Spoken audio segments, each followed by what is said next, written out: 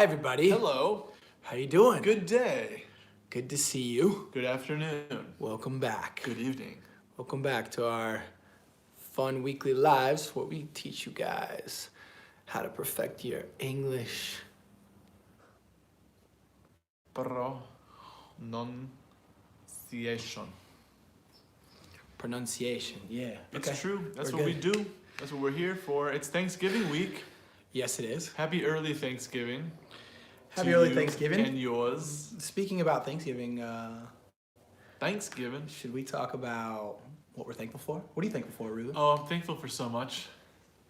And I'm grateful as well. Gratitude. Hashtag grateful. Grateful. And I'm thankful for the people and places that I live and people around me. But I think more importantly, for this audience, I'm grateful for you guys. I'm happy that I get to share language.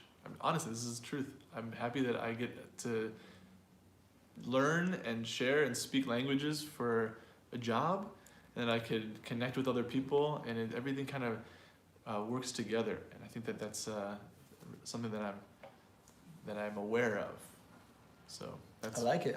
I'm thankful that I can share that with you. I'm thankful that we can share also a lot of commonality with Argentina in general. The fact that you lived there for 2 years. I'm thankful that we can get these jokes and appreciate other jokes. I am thankful for that. I'm thankful for you guys. I'm thankful to be able to be doing this with Ruben and teaching you guys. And I'm thankful for everything that's been going on in my life lately. Being it's been a roller coaster, but I feel like I'm really truly living, and for that reason I am thankful. And I'm thankful because I have accomplished a lot of dreams that I've had in my life, and I have a new dream, and that dream is to also teach Spanish or pronunciation. That's true, yeah. Teach Spanish pronunciation. Also with Ruben, we're gonna be starting a Spanish club, like we've been telling you guys over the past couple months, where we're going to be teaching people how to perfect their Spanish, perfect their pronunciation, and that is going to start this Friday. So this Friday we are doing a free live masterclass for anyone who wants to perfect their Spanish, and I'm thankful for that. I'm also thankful for the fact that I'm going to be traveling to Argentina this Saturday. Oh. And I'll be there from the 1st of December to the 8th of December, getting my December started off right, Big 2019. News, Argentina. I wish I was going. It's summertime there. Here it's like, ooh. There's nothing better than this time of the year in Argentina. All the trees are super green. Everyone is just excited about las fiestas, about the end of the year, Christmas, New Year's, whatever celebration it may be. And it's just, you can feel that vibe. You can feel that connection with everybody. And I'm thankful to be able to be experiencing that in a couple days. Well, happy Thanksgiving. We got a couple people here, Maru and Ben. What's going on? Maru's in Mar del Plata. Well, close to share that vibe. Hopefully you're still in the sun.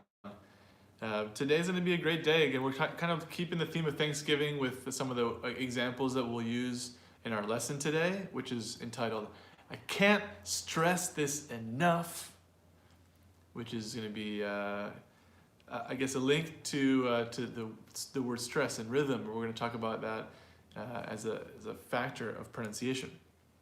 And so, but before we get into that stuff too, you guys, how you guys doing? I feel like there's only few people coming in, but if you guys have questions too from the week, things that are coming into your minds, if you guys have been able to watch some of the previous lives, this is the 26th week we've gone live with you guys. So there's 25 other videos just waiting for you guys to review.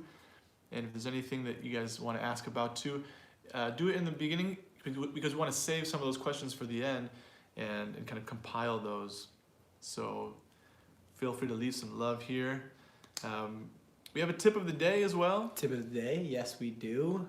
And share? that has to do with the grouping of words and sounds. I feel like in the beginning of learning any language, you're obviously translating word by word and you're pronouncing word by word until you get fluent and you can start to just kind of make it all flow and connect together and you don't have to stress every single word anymore. Now, like, specific words are stressed. I just wanted you guys to remember that. Think about it in your native language, how you speak and how you connect words and phrases, etc. And be thinking about overall sounds, groups of words, 3-4 words that make one sound, instead of saying each one of those 4 words For example? to then make 4. For example, do you know what I mean? Okay, let's write that down. It's a little bit maybe pronounced like a native speaker. You're kind of cutting off a couple other syllables too, but sure, let's use this example. Do you know what I mean? What are these called again? What's the technical term for that? There's no technical. You mean for what? For When you're like grouping together these types of words, there's no technical term for that? Oh, good to know. linking words together, but we. That's all it is. Do you Okay. know?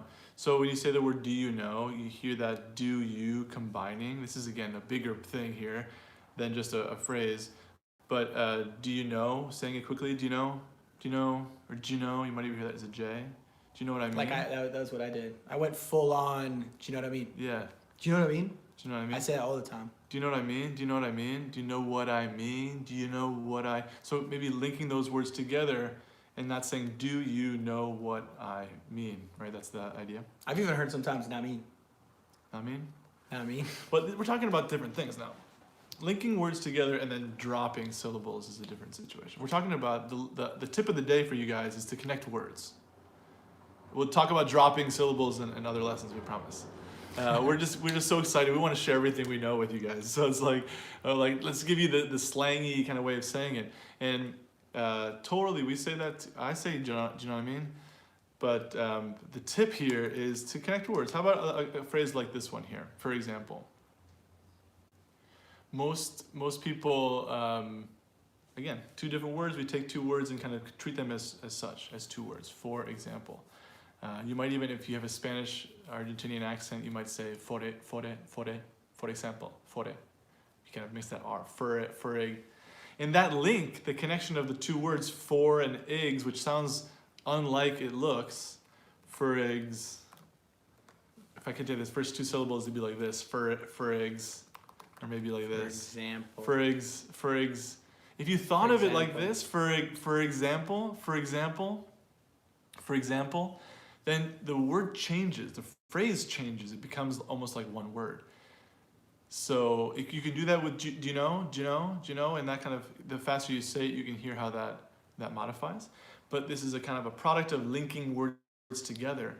And most of the time when people mispronounce English, it's because they're either taking too long, too many spaces in between words, so it sounds slow and stilted and like, where are you from?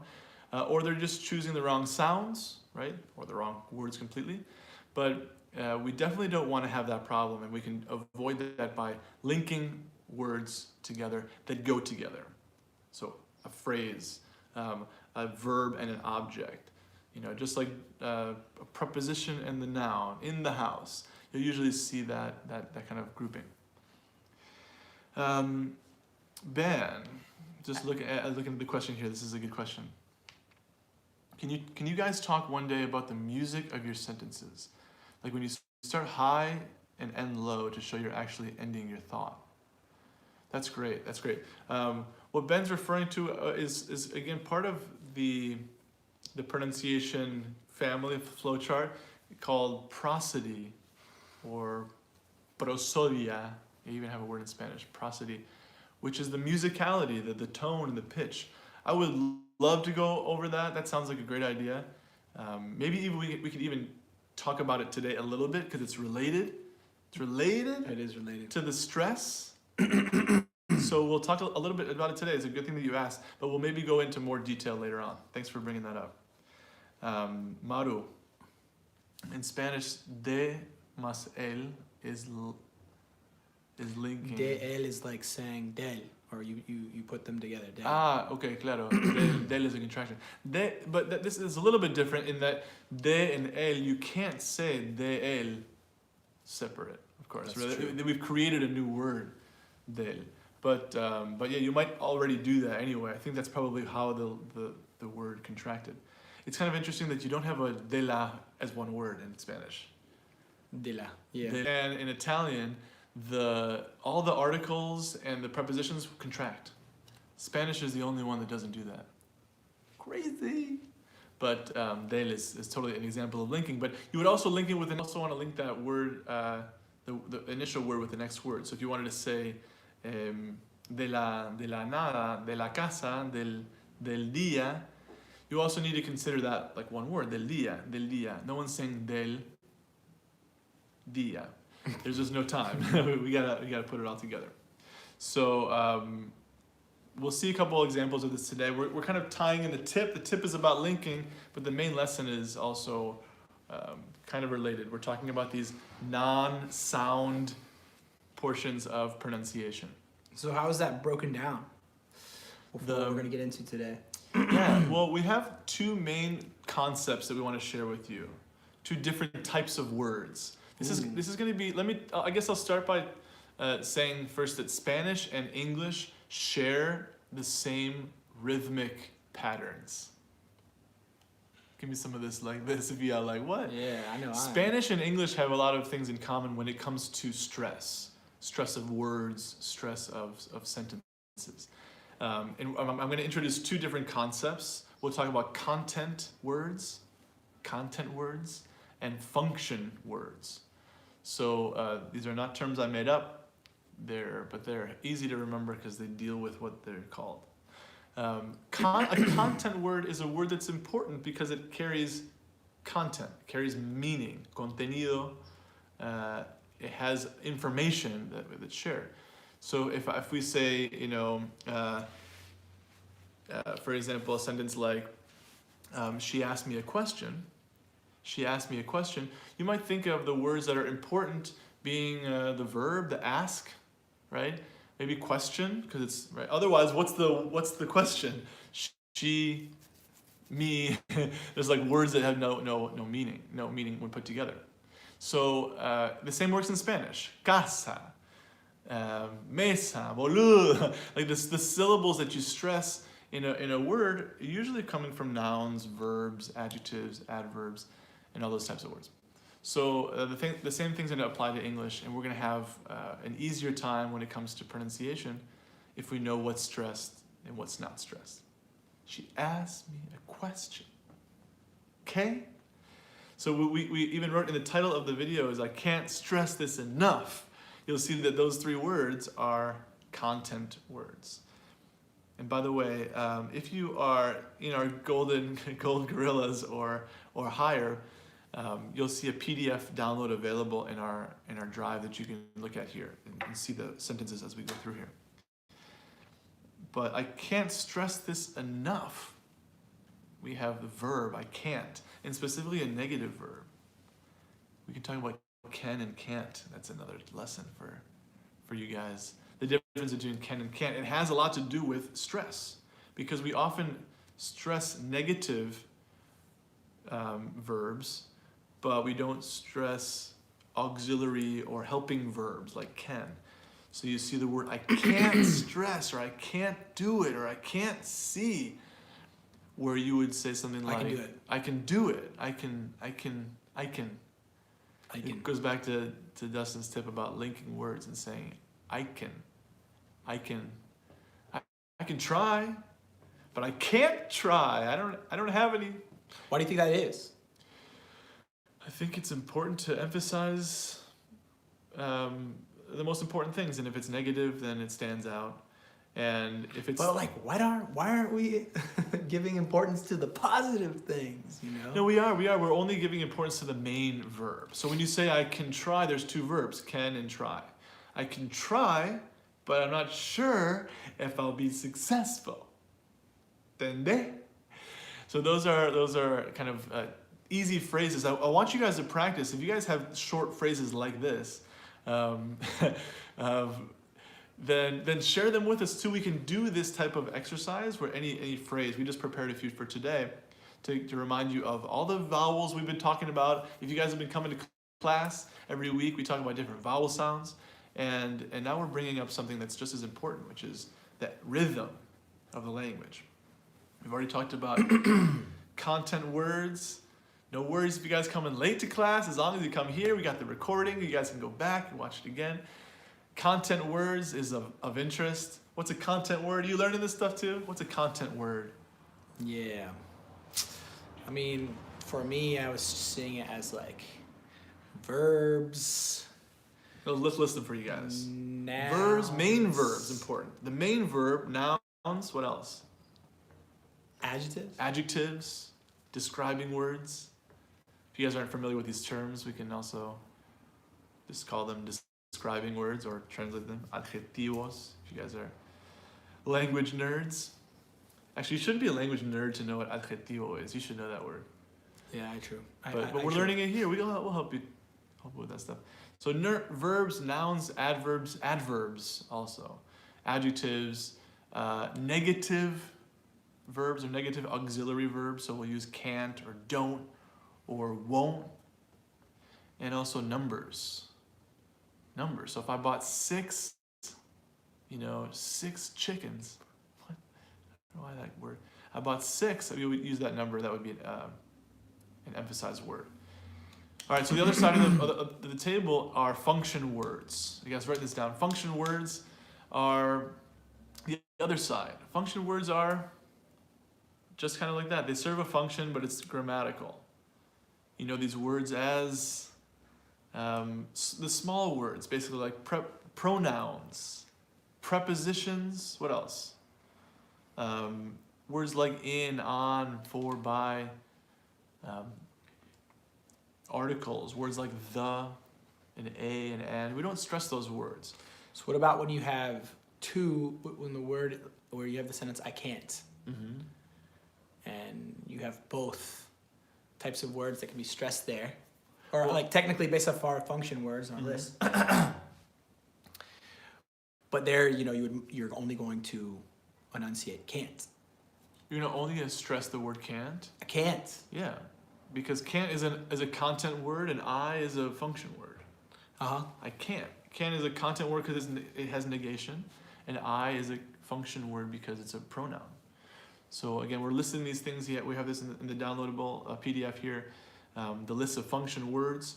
Maybe we can put a couple of these here, function words. I'm not sure they'll all fit here in the chat. We're gonna try. The function words. Would that look ugly? But I'm gonna space it out. You don't see it. Is this making sense to you guys? Did you words. notice this? Did you understand this? Have you thought about this before? And the reason, while we guys answer that question, the reason why this is important, and we mentioned a moment ago that Spanish and English share the same patterns.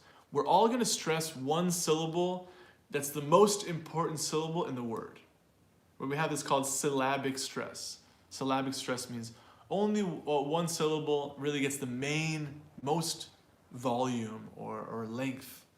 So a word like today stresses the day, not the t. And the point is, the big difference between Spanish and English is that while we share the same patterns, in English, when the syllables are not stressed, and the syllables are unstressed, they change their pronunciation.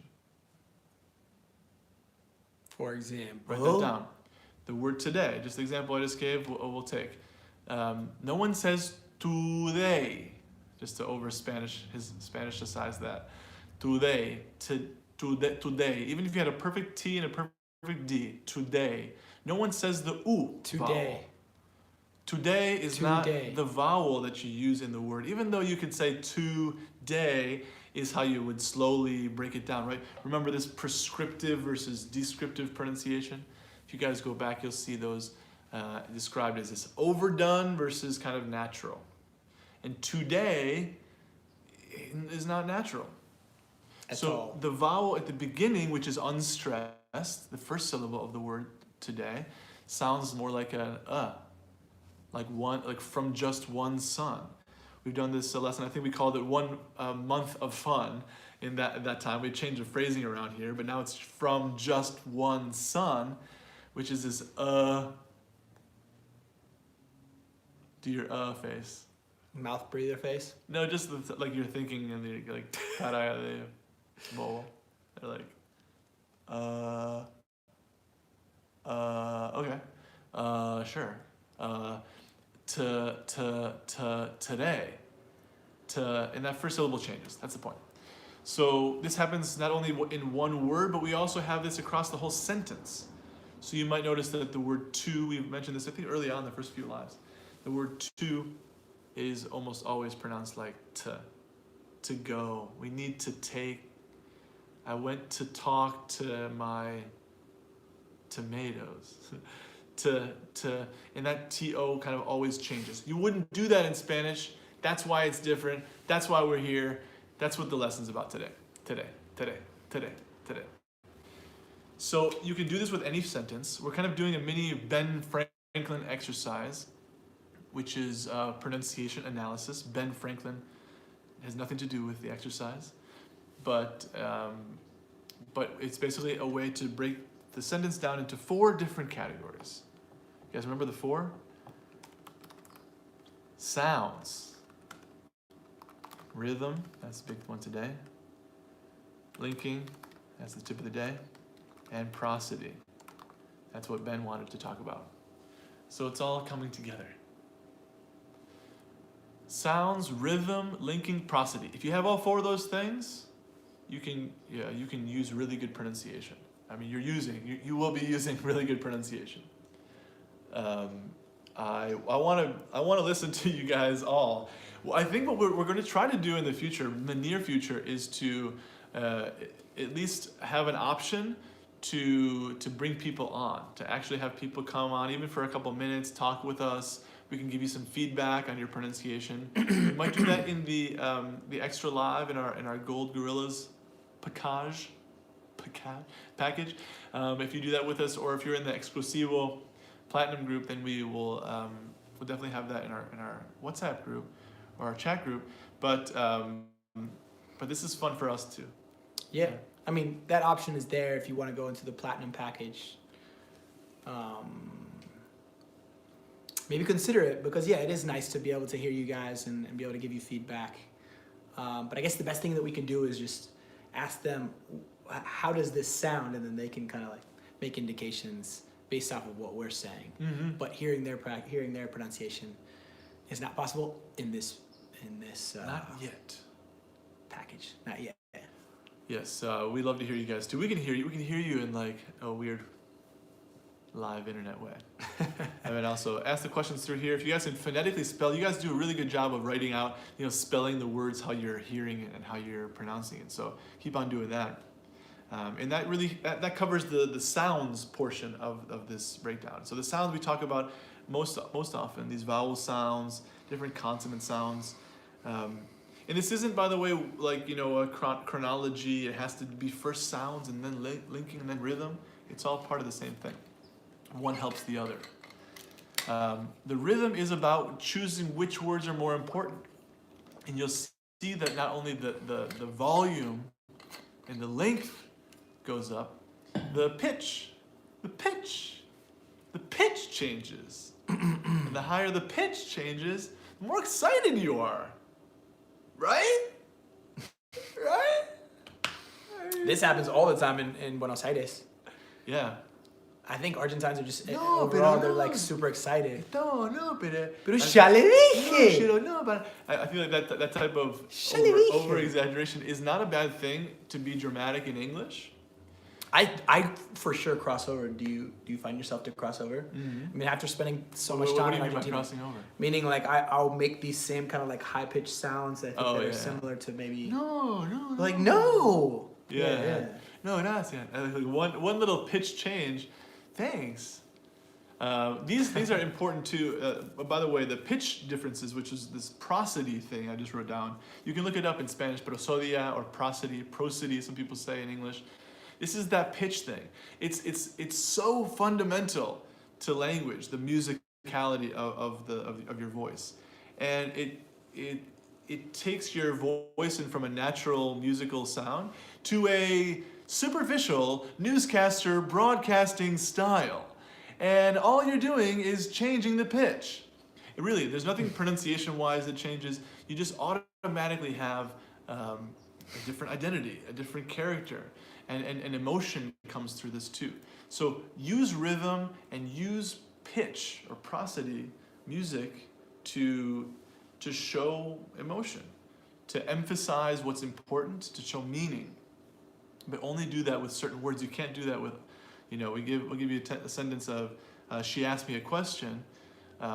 She asked me a question. And I'm like, okay, well, I guess you could say she asked me. You can emphasize the function words for necessity. Like it wasn't she didn't ask me a question, he asked me. Or she asked me. She didn't ask him. Those things are, of course, you are free to do that. But in general, there's a pattern. Okay. So we have some questions.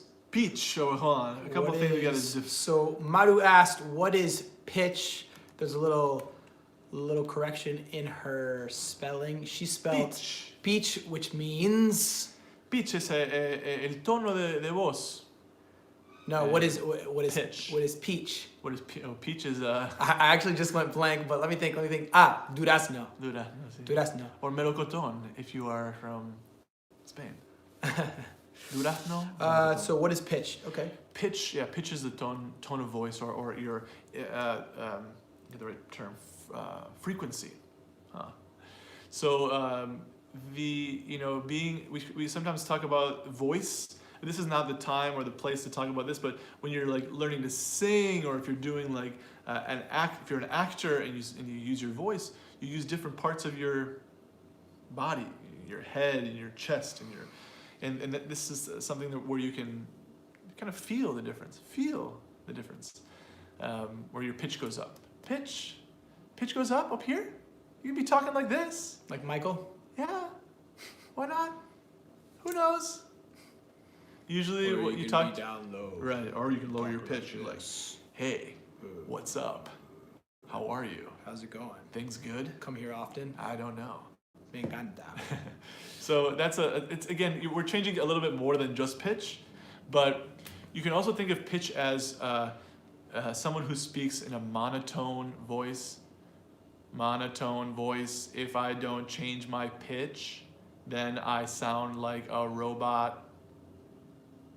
Don't you understand? I was just learning to love. The pitch is a huge part of language. Nadie puede hablar así con emoción. But the pitch in language different than pitch in music? Yes and no. Yes and no. Yeah. Sorry to get off on the topic. I love to talk about this stuff. We could be here all day. We got time. We got things to talk about. I'll just answer this quick. What do you think, Dustin? Does language have music? Does language have music? Yes. How so? And how is pitch connected to that for you?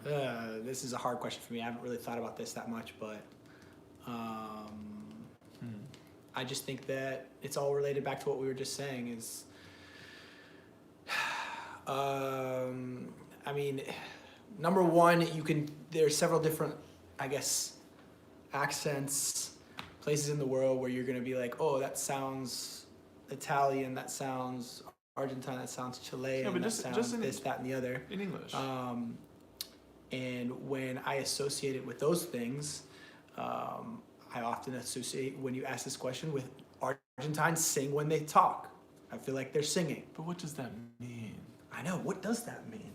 Because everyone says that. They say that about Portuguese, they say that about, northern Mexican Spanish, cantadito, like it's a sing-songy way.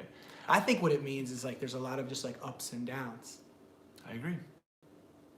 I think we can hear that, right?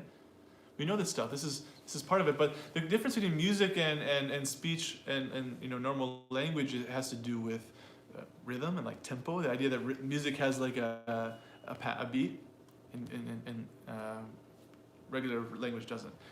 We have rhythm. We're talking about it right now by stressing the content words. That's how the rhythm is created.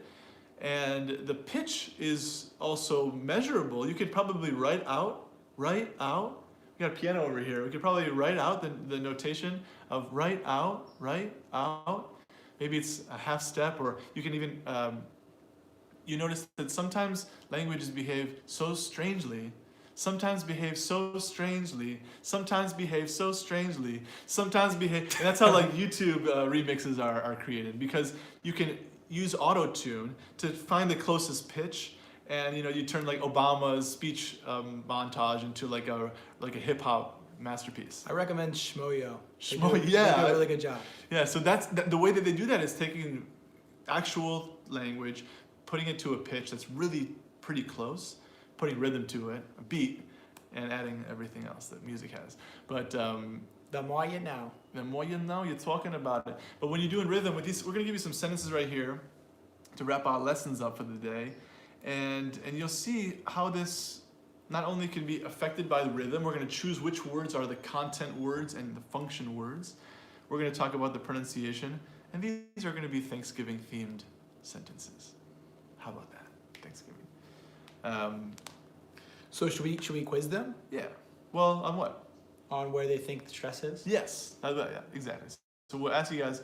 Firstly, we'll give you the sentence in the chat, and then we want to know what the words, but if not that, the syllables that are most important in your opinion. All right. Here we go. Sentence number one. Can you pass me the mashed potatoes? Can you pass me the mashed potatoes? Everyone say it together now. Can you pass me the mashed potatoes? Can you pass me the mashed potatoes? Can you pass me the mashed potatoes? We got a lot of things going on. Where's the stress? Where's the stress? Which words are most important? And which syllables? If they're more than, we have a couple words here. Actually, only one word is longer than one syllable, potatoes. So which syllable in the word potatoes, if it is stressed? All right, so we got a couple words. Pass, mashed, potatoes. Yeah, It's pretty good. you get the idea, right? And why are these emphasized? You can even, you don't have to remember this, but you know, now you know, it's a content word. Like, okay, fine. But it's helpful. You can think of it in Spanish, translate it into Spanish. You probably would hear the same type of rhythm. Can you pass? Like, don't throw them. Just pass, right? I need the verb. I need to know. Can you pass me? What about the word mash? Can you pass me the mashed potatoes? Yeah, I hear that. You can definitely kind of feel the beat. Everyone, let's do this together. Every time you hear an emphasized syllable, I'm just gonna like move forward a little bit. All right, this is the motion. Just with your head. All right, so if we're gonna stress the word pass, mashed, and potatoes, which we told you here, or we're telling you now, is a stressed syllable, it might help you in the pronunciation. Everyone together now, ready? The whole sentence is, can you pass me the mashed potatoes? Can you pass me the mashed potatoes? That's interesting. Can you pass me the mashed potatoes? Yeah. Can you pass me the mashed potatoes? Don't do this in real life. This is just for the class. It's just for you guys, for us. But this is to show you guys that is the rhythm. That's where the beat is. Oh, that makes me think, you know what that makes me think of? Maybe I'm wrong on this, but that makes me think about puppeteering. Is that the word? When you're That is a word. When you're managing a puppet, Okay. I think of Kermit, Okay. the frog, and he's like, "Can you pass no." Totally, yeah. I think that's a big part of it. They're often like singing and they're moving their hands in rhythm, but yeah, puppeteer is probably very aware of rhythm. And that's actually a good point to bring up, because you mentioned like the puppet or like a show. And this stuff, this rhythm practice, this intro to rhythm that we're giving you today, content words, function words, this is actually best applied when you're presenting, performing, giving a speech, right? Captivating or trying to get the audience engaged. Because when you emphasize the right syllables, everyone starts to listen. Now, you don't have to be so dramatic or aggressive, but it's the natural flow of the language. So if you're doing a speech, if you're giving a speech in English and it's not your native language, and you don't know where to emphasize the words and where to raise the pitch, that is just going to sound off. So focus on that. I can't stress this enough. This is good stuff. So let's move on to the next one. Yeah, well, a couple things about the sentence, and then we'll move on, I promise. Can you pass me the mashed potatoes? There's a couple things about the pronunciation of the sounds that relate to the rhythm. The sounds are these vowel sounds we've been talking about: chads, dads, black, van. Remember that one? The two of the words in this sentence that are stressed are spelled with the letter A: pass and mashed. Make sure that you guys are saying that word with the American a, and not pas, no pas me, and no mashed potatoes. Make sure it's ea. Remember la regla fea? One of the best reglas ever. Pass. La regla fea. Pass me the mash. And potatoes is not ta, it should be potatoes. We say potatoes. Potatoes. You say potatoes. I say potatoes. Tay like 8 gray May days. Pate. So pass mashed potato. Can you pass me the mashed potato? You pass mashed potato. So the most important sounds are those three. We can move on now. Let's do the next one, Dust. Let's read the next one of your choice. Okay. I just can't eat anymore. All right. Slow that down for these kids. I just can't eat anymore. I just can't eat anymore. I'm stuffed. I'm stuffed. You can add to that. Yeah. I just can't eat anymore. Eat anymore. Eat anymore. Just can't eat anymore. Just can't eat anymore. So which syllables here, which words or which syllables are the most important in this sentence? Are you guys listening? Do you know? Can you guess? Right. What do you Which hear? are the content words? Which are the function words? We have only one word in this sentence that's more than one syllable. Where's the stress in the longer word? You can think about these by grammar. This is kind of like a technical description, but it's this is stuff that you don't learn in a class, right? In a traditional, call it, class. This is something that is focusing only on pronunciation, and there's a framework here. You guys can understand this stuff better than native speakers. I'm telling you. Can't eat anymore. Okay, you can't eat anymore. I can see that. I could probably get away with stressing that word more. Here, the word anymore, I think it's one word. Can't eat anymore.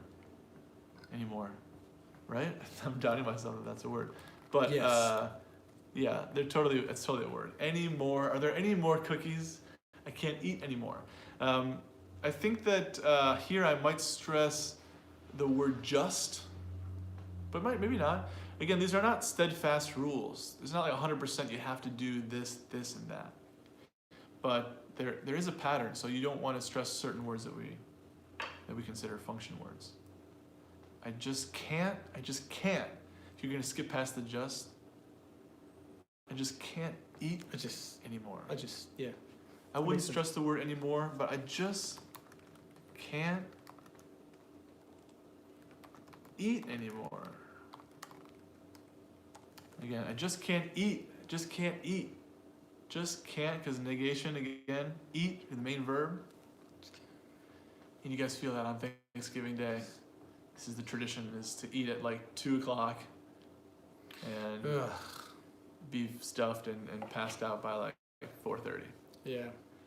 It's a weird tradition. It's a good time. And you guys live in the United States? Are you guys celebrating Thanksgiving? Anybody this week? You'll likely say these things. Fun fact, the night before Thanksgiving. Mm-hmm. Before Thanksgiving. Before Thanksgiving. Is the night where most alcohol, it's the one night that alcohol is consumed the most in the United States throughout the year. It's the night- most consumed alcohol night of the year. Highest consumption of alcohol throughout the year. That's a good activity. It's the night of highest alcohol consumption, at least in the year. because everyone comes home. Everyone goes home to their hometown. Everyone's with family, and usually they don't want to be with their family. They go out to drink at bars. Almost nothing is open on Thanksgiving. Yeah. Almost nothing.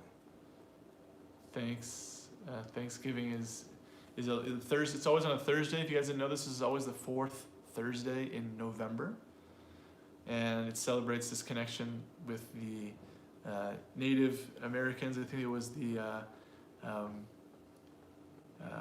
Wampanoags. Oh, really? Yeah, they were I in didn't know that. Massachusetts. Pilgrims came over from England, saw religious freedom. They didn't know anything about the land. They had a harsh winter, had trouble planting crops. The Indians were like, yo, we'll give you some corn and teach you how to plant. They're like, that's cool. Let's have dinner together from all the crops that we raised. Fast forward. There was a fast forwarding in the middle there. And apparently that's the story. But we come together, people travel, drink a lot, apparently. Yeah, so that has to do with our next phrase that I thought of. Oh, yeah? This one? Yeah, you want to read that one? Yeah. The phrase reads, You're often going to hear this on Thanksgiving Day. I'm still hungover from last night. I'm still hungover from last night. Question, this is a kind of a interesting thing. Where is the stress in the word hungover? Hungover, hungover, Hungover. hungover. Not the same as in the word hangover. Be careful with this one. Hangover versus hungover. That could be a cool tip of the day. Hangover versus hungover. Yeah. You hear that mistake a lot. Hungover. Hangover. El hangover. Yeah. Yeah, that's true. Canada has their own Thanksgiving. It's like some variation. I guess it makes sense in that there were, before this was a country, there were indigenous people here and people coming over, learning to plant. But I think the traditions are slightly different. I don't know if I don't even know if it's the same day. Anyway, I'm still hungover. So we have a couple words here that are important content words. Which one we got? All right. I'm still hungover. I'm still hungover. What do you guys hear? I'm still hungover. Still hungover from last night. Just based on the rules, we have last and night, adjective and a noun. From last night. I'm still hungover from last night, right? Maybe it's a little bit later in the day. I'm still hungover from last night. I don't want to drink right now. I'm still hungover from last night. You're still going to pronounce last and night with these true vowels. They're going to be important words.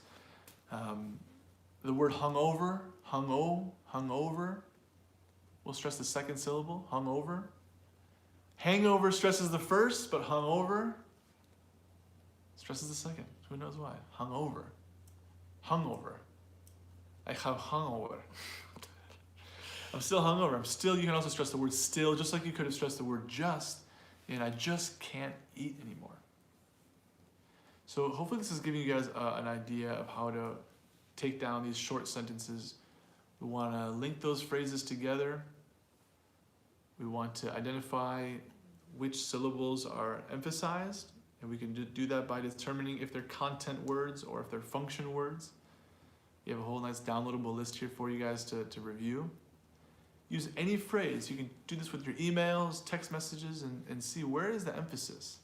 Why am I pronouncing it that way? Why is the pronunciation changing in this phrase? It makes sense. We're thankful for you guys. Awesome. Thankful that you're here. Do we have any more news? No. News? No. Oh, yeah. If you guys know anyone that's trying to learn Spanish, we're starting a master club, a free Spanish learning perfection master class, mostly with pronunciation, just like this, but we're going to do this on Friday. Yeah, we want to help people sound like you guys. If you guys know anyone In that's Spanish. interested in perfecting that, please send them our way. Thank you guys so We much. love you guys. We're thankful for you. And we will see you next Tuesday. Yes. Take care. Bye bye. Ciao.